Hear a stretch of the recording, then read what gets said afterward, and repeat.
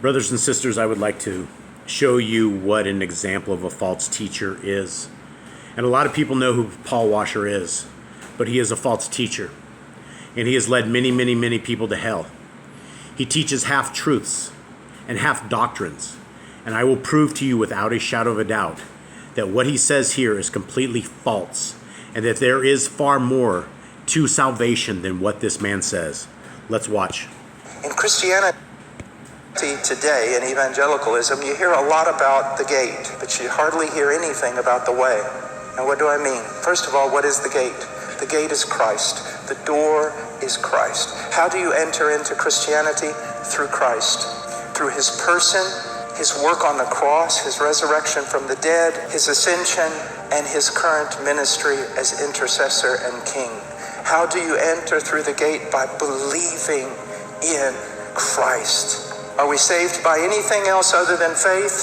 Absolutely not. It is faith alone, faith alone, faith alone, nothing else. It's not faith plus something else. It's not, I entered through the gate by faith, and now I've got to keep going on this path, and if I don't keep going on this path correctly, then I'm going to lose my salvation. That's not. Okay, so this false teacher is teaching out of the word of Matthew right here. And this is where in fact, we will go over to Revelation in a second, but this is what he's talking about right here. He's talking about the narrow gate.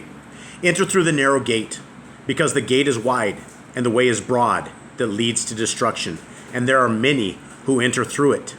Because the gate is narrow and the way is hard pressed, which leads to life, there are few who find it. Guys, in this exact same chapter, in verse 21 of Matthew 7, it says this: "Not everyone who says to me, Adonai, Adonai, shall enter into the reign of the Shemaim, but he who is doing the desire of my Father in the Shemaim. Many shall say to me in that day, Adonai, Adonai, have we not Nabu prophesied in your name, and cast out demons in your name, and done mighty works in your name? And then I shall declare to them, I never knew you. Depart from me, you who work lawlessness." The law is everything. Our Messiah is everything. It takes two things to make this kingdom path. Now, in the book of Revelation, it is very, very clear that the people who are saved have a couple of qualities. The couple of qualities are these. Verse 12 of Revelation 14. "Here is the endurance of the saints, of the Kodeshim. Here are those guarding the commands of Yahuwah and the belief of Yahushua." In Revelation itself, it says there are two separate things that are required for salvation. And then let's go back to Matthew. Everybody who is working lawlessness, that means if you think the laws of our Creator are gone and they're on the cross forever, you are walking lawlessness.